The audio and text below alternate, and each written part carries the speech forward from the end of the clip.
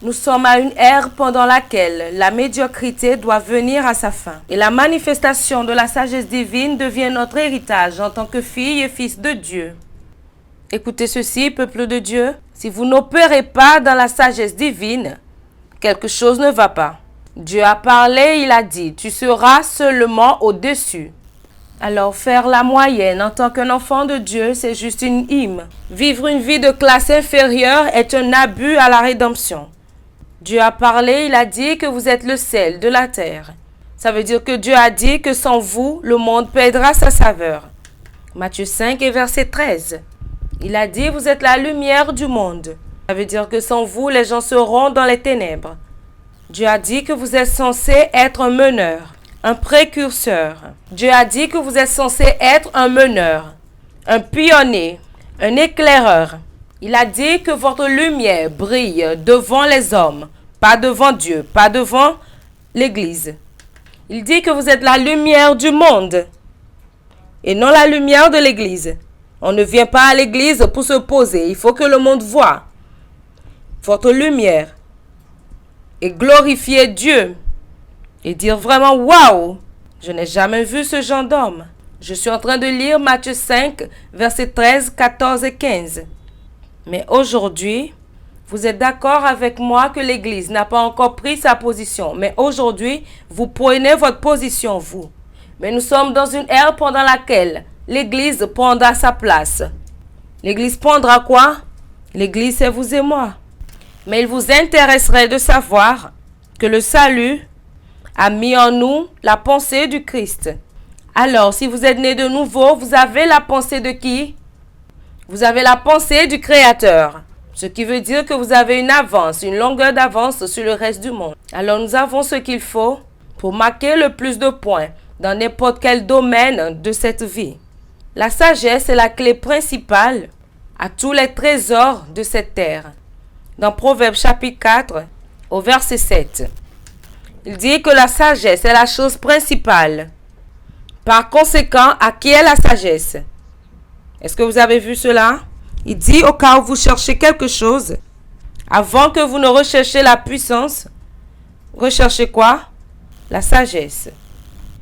J'ai utilisé un an, une année tout entière, pour demander la sagesse à Dieu. Il dit que c'est le commencement de toutes choses. Ça veut dire que toutes les autres choses que vous recherchez sont vices principales à la sagesse. Il dit que la sagesse est le commencement de tout. Au cas où vous cherchez toutes les autres choses, cherchez d'abord la sagesse.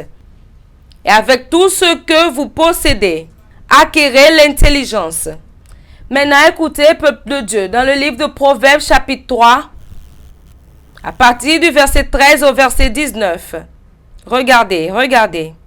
Heureux l'homme qui a trouvé la sagesse. Alors, ça veut dire que vous recherchez cela. Heureux l'homme qui a trouvé. Vous ne pouvez pas trouver quelque chose comme cela. Vous devez chercher la chose d'abord. Et l'homme qui possède l'intelligence. Car le gain qu'elle procure est préférable à celui de l'argent. Il dit recherche la sagesse premièrement avant de chercher l'argent. Mais nous ne valorisons pas la sagesse. Il dit c'est mieux d'avoir d'abord la sagesse que quelqu'un vous donnera l'argent. Il dit c'est mieux de trouver la sagesse que l'argent que quelqu'un vous donne. Ramenez l'écriture. Et le profit qu'on en tire vaut mieux que l'or. Elle est plus précieuse que les perles. Elle a plus de valeur que tous les objets de prix. Alors toutes les choses que vous recherchez n'égalent pas la sagesse. Mais est-ce que vous savez que les gens ne valorisent pas la sagesse? Il y avait 10 vierges. Et la Bible dit qu'il y avait 5 qui étaient vraiment insensées. Elles n'avaient pas commis de péché, mais elles étaient vraiment bêtes. Il y a beaucoup de personnes saintes, mais qui sont insensées. Le niveau de stupidité, ils utilisent la chrétienté pour cacher cela. Le niveau de médiocrité est un abus à la rédemption. Les gens utilisent l'église pour cacher. Je prie qu'avant que ces 3 jours ne finissent, vos yeux seront ouverts. Dites tout ce que vous recherchez n'égale pas la sagesse. Maintenant, ramenez cela. Dans sa droite est une longue vie. Ça veut dire que la longévité se trouve dans la sagesse. Et dans sa main gauche, la richesse. Alors, où se trouve la richesse? Dans la sagesse. Et la gloire. Alors si vous recherchez la gloire, où est-ce qu'elle se trouve? Dans la sagesse. Ses voies sont des voies agréables et tous ses sentiers sont paisibles. Si vous exprimez du stress, vous manquez de sagesse. Il dit là où se trouve la sagesse, il y aura quoi? La paix. Elle est un arbre de vie pour ceux qui la saisissent. Et ceux qui la possèdent sont heureux. Alors ça veut dire que vous retenez la sagesse. Verset 19 finalement. C'est par la sagesse que l'Éternel a fondé quoi? Vous ne prenez pas de l'argent pour commencer une affaire. C'est la sagesse qui commence une affaire. Cette église n'a pas commencé avec de l'argent. Cela a commencé avec quoi? La sagesse.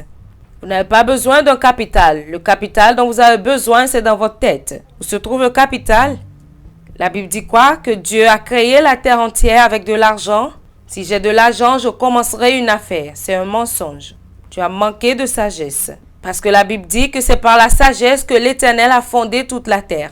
Alors la terre a été fondée par quoi? Et c'est par l'intelligence qu'il a affermi les cieux. Après ce jour, pendant que je parle, le monde ne vous méprisera jamais. Criez fort Amen. Criez un Amen de croyants. Votre cervelle étincellera de sagesse, à tel point que personne ne vous banalisera à partir d'aujourd'hui. Alors la richesse, la paix, la joie, la santé, nommez ces choses, les choses que l'argent ne peut pas acheter. Cela s'acquiert par quoi? La sagesse. La sagesse est le principal cours de la vie. Vous ne pouvez pas progresser ou prospérer sans la sagesse. Vous ne pouvez pas faire des progrès sans la sagesse. Échouer dans la sagesse, c'est comme échouer au cours principal à l'université. Lorsque vous échouez dans la matière principale dans n'importe quelle école, vous ne serez pas diplômé. N'est-ce pas? Dans n'importe quelle école. Si vous échouez alors dans la sagesse, vous ne pouvez pas progresser. Vous ne pouvez pas avancer. C'est ainsi que la sagesse est puissante. Personne ne peut être diplômé si cette personne. Personne ne peut être diplômé si elle échoue dans la matière principale. Jamais. Écoutez, peuple de Dieu, rien n'est impossible sous le soleil. C'est notre limitation mentale qui cause notre frustration. Toutes les fois que vous dites « je ne peux pas le faire », cela montre que votre pensée est très faible et votre niveau de sagesse également. N'importe où vous voyez la frustration, la sagesse n'y est pas. Est-ce que vous entendez ce que je dis? Tout ce dont vous et moi avions besoin, c'est de développer notre capacité mentale pour faire face aux défis de la vie. Et aujourd'hui, avant que cette rencontre ne finisse, Dieu vous donnera un nouveau niveau de croissance. Tout répond à la sagesse. Maintenant, écoutez ceci. Cela peut vous choquer. Lorsque vous voyez une maison avec des troubles ou avec des ennuis, une maison avec des crises entre mari et femme, ils ont raté quelque chose dans la sagesse. Ce n'est pas le diable. Toute maison avec des crises, c'est quoi? C'est la crise de sagesse. C'est plus une crise de sagesse qu'une crise démoniaque. Les gens viennent faire la délivrance pendant que l'homme et la femme se battent ou se disputent. Ils manquent de sagesse. Ils manquent quoi? Si je vous dis ceci, vous serez choqués. Lorsque le mari et la femme se disputent, c'est une crise de sagesse. Demandez-moi pourquoi. Ce ne sont que des enfants qui se disputent. Même naturellement, vous ne pouvez pas empêcher les enfants de se battre. Lorsque vous les mettez ensemble, il y a l'un qui va piétiner l'autre. Malgré que vous lui dites d'arrêter, il vous regardera et il pincera encore son frère ou sa sœur. Et maintenant, vous lui tirez l'oreille, vous lui dites, je t'ai averti, arrête. Et maintenant, il donnera encore un coup de poing à la personne. Vous ne pouvez pas les empêcher, c'est leur nature. Lorsque vous voyez un mari et sa femme se battre, ces deux-là sont des sardines. Ils sont quoi? Des sardines. Ils manquent de sagesse. Ils manquent de quoi? De sagesse. Ce n'est pas le diable. D'accord, si vous dites que c'est le diable, si un homme gifle par exemple sa femme, il dira, c'est le diable qui a fait que je l'ai giflé. Alors si vous dites que c'est le diable qui a fait qu'un homme a giflé sa femme. Et ensuite lui-même il dit, c'est le diable. Est-ce que vous avez déjà vu un homme dont la police lui dit d'arrêter sa voiture et cet homme se lève pour aller gifler ce policier? Cela veut dire que vous savez que si vous le giflez, vous aurez des ennuis. Malgré ça, il vous a insulté. Il dit, garde ta voiture, homme stupide. Et après cela, vous dites, ce n'est pas à cause de ton uniforme. Mais lorsqu'il s'agit de votre femme, vous dites que c'est un démon qui a fait que vous l'ayez giflé.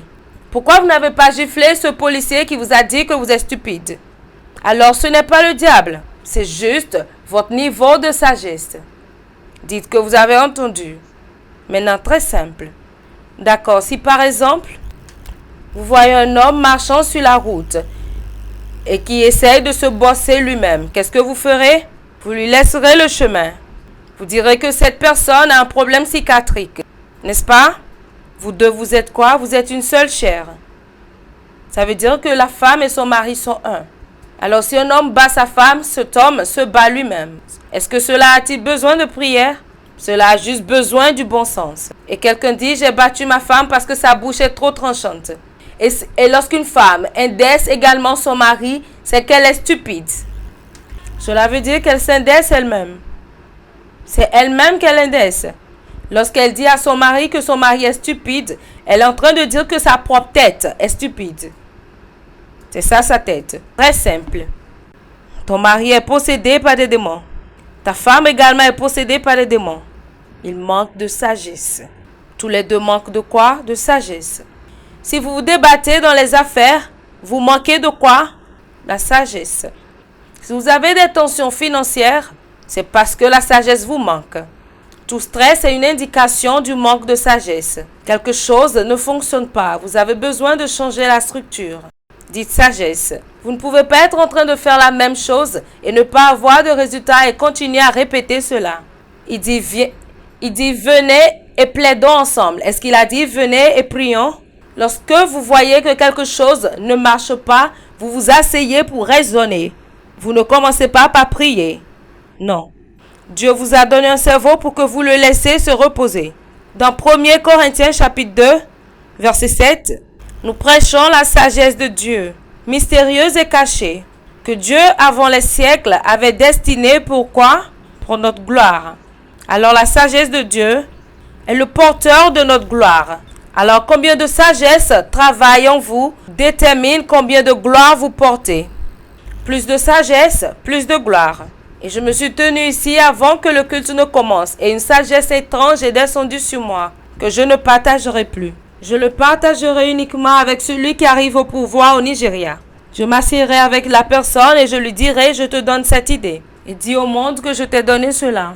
Et si tu n'écris pas, je ne te le donnerai pas. Je peux vous dire que la sagesse dont je dispose aujourd'hui peut faire sortir le Nigeria des dettes économiques. Mais je ne partagerai plus jamais cela. Une sagesse étrange dont je dispose. Et le Nigeria sortira des dettes. Mais toute personne qui devient président, c'est à cette personne que je donnerai cela. Et je dirai à la personne, signe, que cette idée est venue de moi. Alors tu n'iras pas à la télévision pour dire que c'est la tienne. Je n'insulterai pas la personne, mais la personne devra signer. Mais je dirai à la personne de signer sur le papier que moi je lui ai donné cette idée. Gratuitement. Parce que j'aime le Nigeria. C'est la sagesse. Tout ce qui amène la crise au Nigeria, c'est quoi? C'est le manque de sagesse. Ce n'est pas le diable. La crise du pétrole, ce n'est pas ce qui cause le problème. C'est le manque de sagesse. Écoutez cette vérité, écoutez-moi bien pendant que je conclue. De la même manière que la sagesse des hommes est l'héritage de leurs enfants, la sagesse de Dieu, c'est pour les enfants de Dieu. Il dit que par la sagesse, il a fondé quoi? La terre. Alors, par la sagesse, vous et moi devions trouver des choses ici. Est-ce que je vous communique quelque chose? Gloire à Dieu. Tout enfant de Dieu est supposé ou censé être envié par les hommes. Est-ce que vous m'entendez? Tout enfant de Dieu. Regardez, j'ai vu la sagesse d'Oyedepo. Et je me suis dit en moi-même, j'aime cette sagesse. Comment est-ce qu'un homme peut avoir ce genre de résultat et il est en paix? Et j'ai utilisé toute une année pour demander cela. Et je peux même vous dire cet endroit auquel j'étais en 1996. Parce que ce dont vous êtes affamé est différent. Vous pensez que je suis le seul qui prêche beaucoup? Ce n'est pas le plus grand prédicateur qui a les plus grands résultats. C'est l'homme avec la plus haute sagesse. Regardez Adeboye, il est le pasteur de la plus grande église, que vous le voulez ou pas. Aujourd'hui sur la terre, tout ce qui se passe, papa parle seulement. Mais cependant, son niveau de sagesse est surpassant. La sagesse d'Oyedepo surpasse. Ce n'est pas la grammaire que vous parlez. D'accord, vous connaissez beaucoup. Pendant cela, vos résultats ne sont pas bons. Vos résultats ne correspondent pas. Ça veut dire que la sagesse vous manque. Alors calmez-vous. Maintenant, si Dieu vous l'a donné, comment activer cela? Comment activer quoi? La sagesse divine. Combien d'entre vous avez faim de la sagesse? Moi, j'ai vraiment faim de la sagesse. Je veux encore plus de sagesse qu'autre chose. Parce que lorsque vous avez la sagesse, vous avez l'argent. Vous avez la sagesse, vous avez la paix. Vous avez la sagesse, vous avez la vie. Vous avez la sagesse, vous avez tout. Comment activer la sagesse divine? Numéro 1, soyez nés de nouveau. Soyez quoi? Nés de nouveau. Être né de nouveau. Alors dans Apocalypse chapitre 5 et verset 12, regardez ce que Jésus a dit. Il disait d'une voix forte, l'agneau qui a été immolé est digne de recevoir quoi? La puissance, la richesse et quoi? La sagesse, la force, l'honneur, la gloire et la louange. Une des choses que Jésus a reçues pour nous, c'est quoi? C'est la sagesse. C'est quoi? La sagesse. Et parmi les 7 choses que Jésus a reçues ici, une est quoi? La sagesse. Et la Bible dit qu'à tous ceux qui l'ont reçu, tous ceux qui ont reçu Jésus, il leur a donné quoi? Le pouvoir de devenir comme lui. Vrai? Alors comment est-ce qu'il est? Écoutez, la Bible dit, concernant Jésus, dans 1 Corinthiens 1, verset 24, il dit Jésus-Christ, pour ceux qui sont appelés, tant juifs que grecs, Christ, la puissance de Dieu et la sagesse de Dieu. Alors Jésus est quoi? La puissance de Dieu et la sagesse de Dieu. Mais les gens vont seulement pour la puissance et les gens ne recherchent pas la sagesse. La sagesse c'est quoi? 50%. La puissance c'est quoi? Si vous vous tenez sur une seule jambe, peu importe la manière dont vous vous tenez, la jambe vous fera mal. Alors pour avoir une chrétienté d'équilibre, vous cherchez quoi? La puissance. Et ensuite vous cherchez la sagesse. Mais les gens cherchent quoi? Ils jeûnent et ils prient, mais ils ne recherchent pas la sagesse. Alors, ils ont les résultats avec la puissance et ils utilisent la stupidité pour détruire cela. Vrai? La guérison a lieu à travers quoi? La puissance. Mais un homme sans sagesse peut se lever et dire que vous tous, vous êtes stupides. Et puis les gens diront, celui-là à qui parle-t-il? Nous qui sommes venus à l'église, sommes-nous stupides? Il a la puissance pour guérir les malades, mais il n'a pas la puissance pour parler. Toutes les personnes sont stupides, tout le monde est stupide. On appelle quelqu'un, on dit, est-ce que tu sais ce que cet homme a dit? Que nous sommes stupides. Allons-y, allons-y, allons-y. Nous sommes stupides. Il a la puissance, mais il n'a pas quoi? La sagesse. Alors lorsque vous naissez de nouveau, vous êtes initié dans la famille de quoi? De la sagesse. Mais Jésus-Christ est la sagesse de Dieu, qu'à partir de ce jour, la sagesse de Dieu en vous trouve l'expression. Criez un meilleur Amen. Alors votre lignée, par la nouvelle naissance, a changé. Vous avez maintenant les choses de Dieu à l'intérieur de vous. Et Dieu est le seul Dieu sage. Alors le seul Dieu sage ne peut pas donner naissance à des enfants bêtes. Ce Dieu est le seul Dieu sage. Et tel devient quoi? Tel.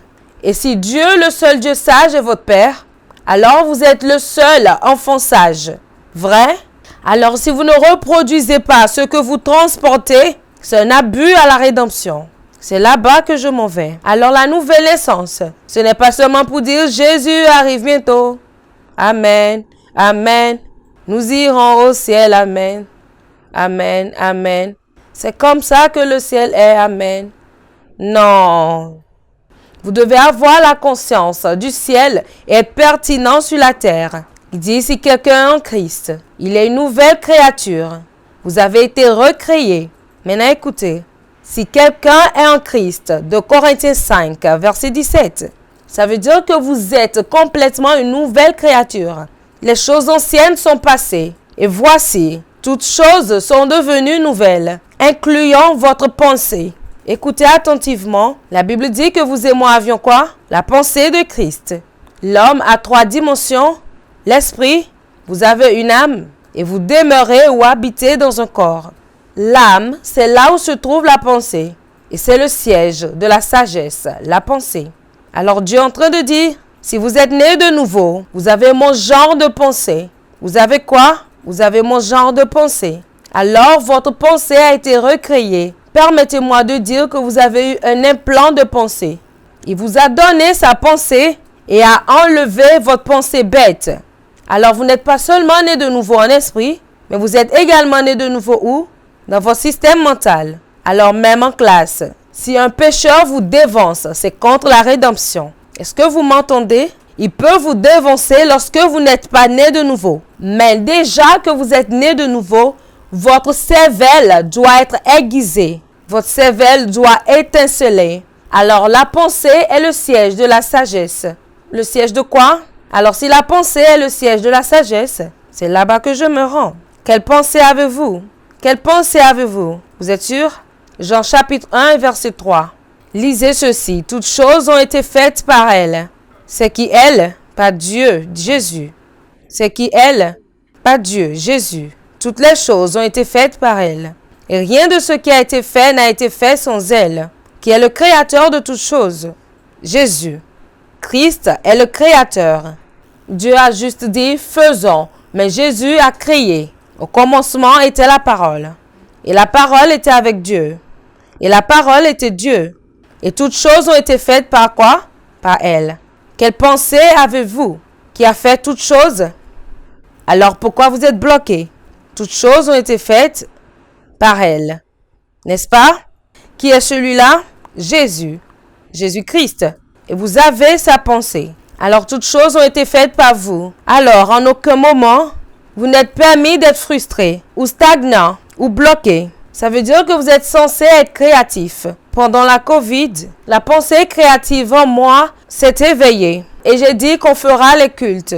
Nous avons fait la prière d'ouverture, l'adoration, la louange. Nous avons tout fait au studio, n'est-ce pas? Et cette église a eu 56 000 personnes en un mois, en classe de fondation. Notre revenu pendant le confinement de COVID a augmenté. Cela a augmenté vraiment en grands chiffres, pas en de petits chiffres. Pendant le confinement, vous ne veniez pas à l'église. Vous étiez dans vos maisons, n'est-ce pas? Mais l'église a cru. Même le revenu de l'église a cru. J'ai utilisé la pensée créative de Christ. Comprenez-vous de quoi je parle? D'accord, vous ne venez pas à l'église en ce moment. Est-ce que vous veniez? À partir de ce jour, je décrète, vous ne serez plus jamais frustré. Peu importe combien le monde traverse ces difficultés. Par la transmission, je parle maintenant. La puissance créative de la pensée de Christ en vous fera des choses se produire dans votre vie. Criez un fort Amen si vous croyez en cela. Criez un Amen de croyance si vous croyez en cela. Dans le nom de Jésus. Alors, vous partagez l'héritage de la pensée unique avec Christ. Alors, la créativité doit faire partie de vous. Cela doit faire quoi? Alors, arrêtez que les choses se produisent, mais faites produire les choses. Arrêtez que les choses fassent quoi? Faites produire les choses. Maintenant, Dieu parlant a dit, venez et plaidons ensemble. D'où est-ce que vous raisonnez? De la pensée. La pensée est utilisée pour le raisonnement de la mémoire et pour l'imagination. Il dit, venez et faisons quoi? Plaidons. Cela veut dire, il vous dit, votre capacité mentale est dans la classe de Dieu. Vous ne pouvez pas plaider avec un chien. Est-ce que vous pouvez le faire? Peu importe combien vous avez dressé un chien, vous ne pouvez jamais raisonner avec ce chien. Dieu a dit, écoutez, votre pensée est à mon niveau. C'est pour cela que je peux raisonner avec vous. Pas de créature. Dieu ne raisonne même pas avec les anges. Dieu n'a jamais raisonné même avec l'ange Michel. Mais lorsqu'il s'agit de vous, il dit venez et plaidons ensemble. Parce que votre pensée est au même niveau que la mienne. Alors, avoir la pensée du Créateur et que les gens ne s'occupent pas de vous ou ne se soucient de vous sur la terre, c'est un abus. C'est un abus. C'est quoi? Dites avec moi, j'ai la capacité de raisonner avec Dieu. Dites-le une fois encore. Dites-le comme un enfant de Dieu. C'est pour cela que c'est un abus à la rédemption qu'un incroyant qui est spirituellement mort soit celui qui règle vos problèmes. C'est une anomalie. Lorsqu'un homme mort apparaît plus sage qu'un homme vivant. Alors l'une des preuves que vous êtes spirituellement en vie, c'est d'avoir un esprit vif. C'est d'avoir quoi? J'étais au bureau quand un jeune homme est venu à moi.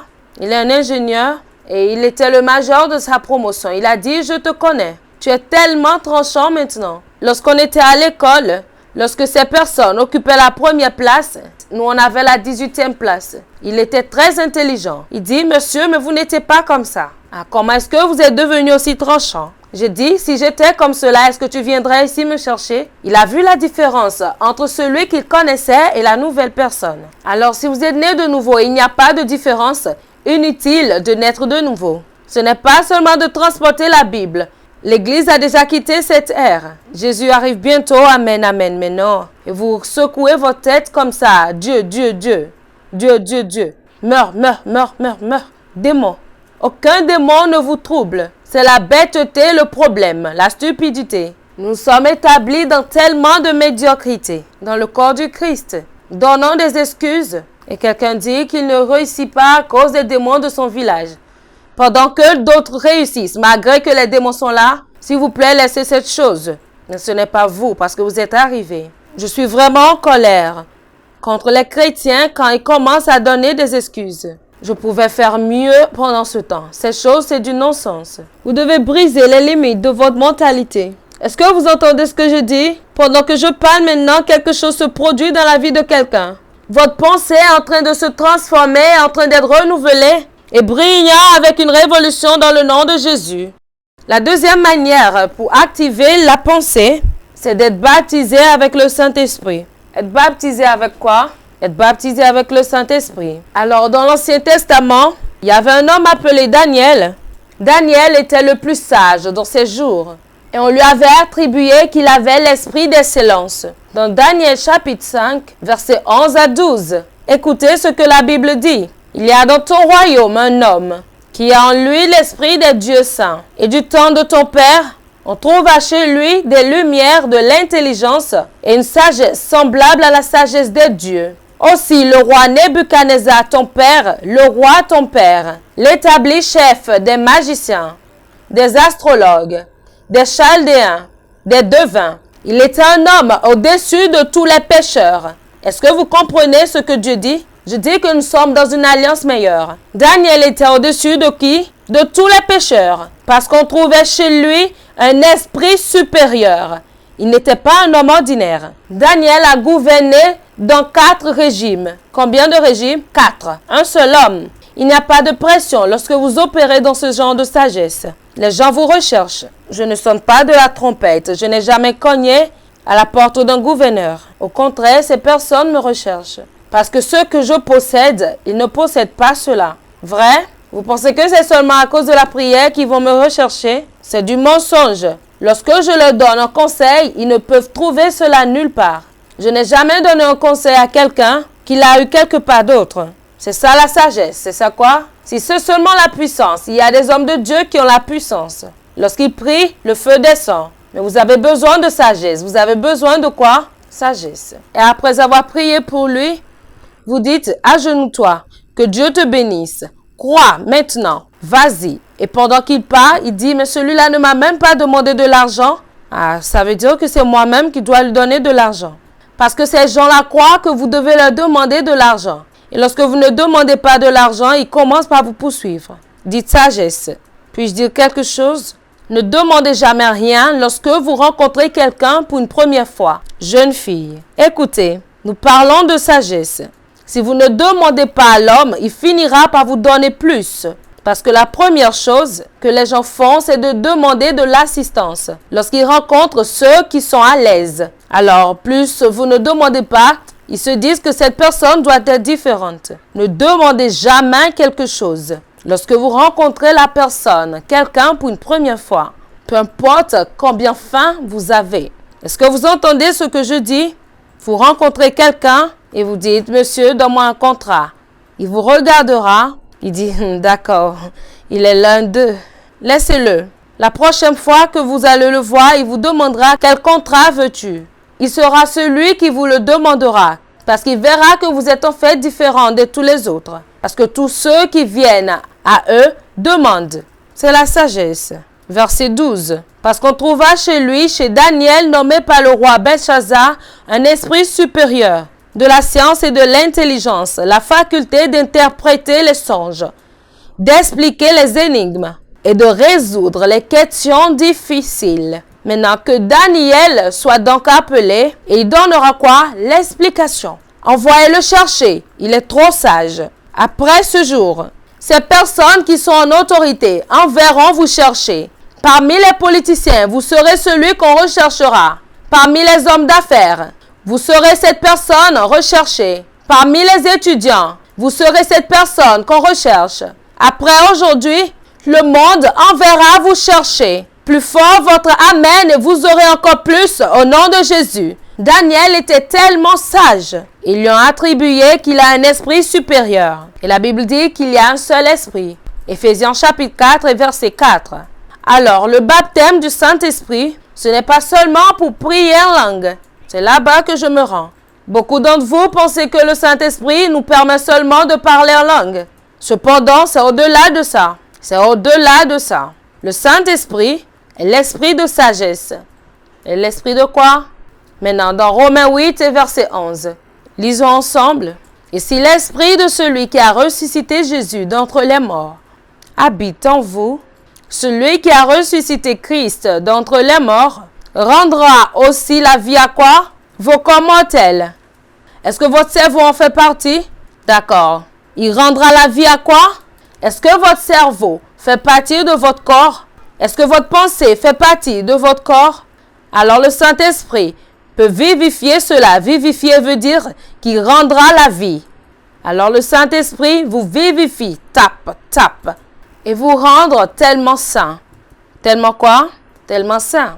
Il rendra la vie à vos facultés mentales. C'est ça l'explication. Il fera quoi? Il rendra la vie à vos facultés mentales.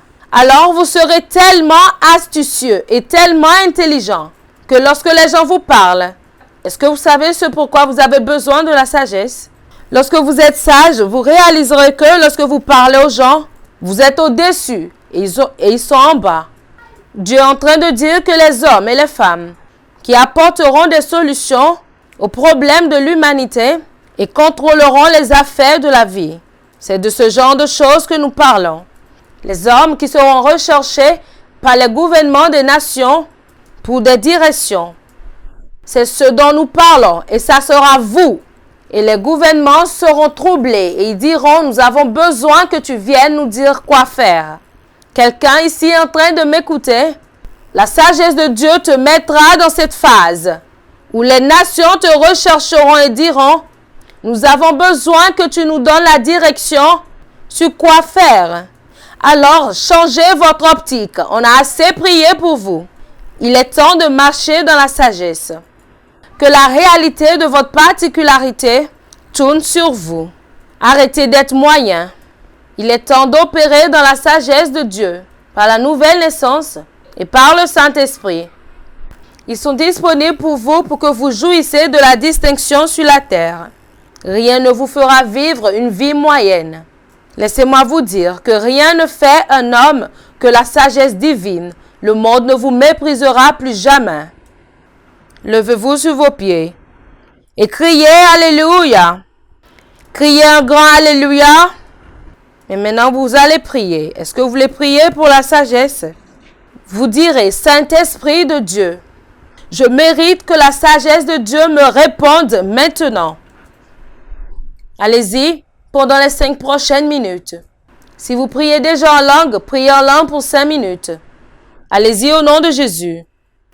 Je demande la sagesse de Dieu qui me propulsera à un autre niveau dans le nom de Jésus, de plus grande dimension de sagesse. Je prie pour la sagesse dans le nom de Jésus. Que la sagesse me réponde. Ouvrez votre bouche et demandez la sagesse de Dieu.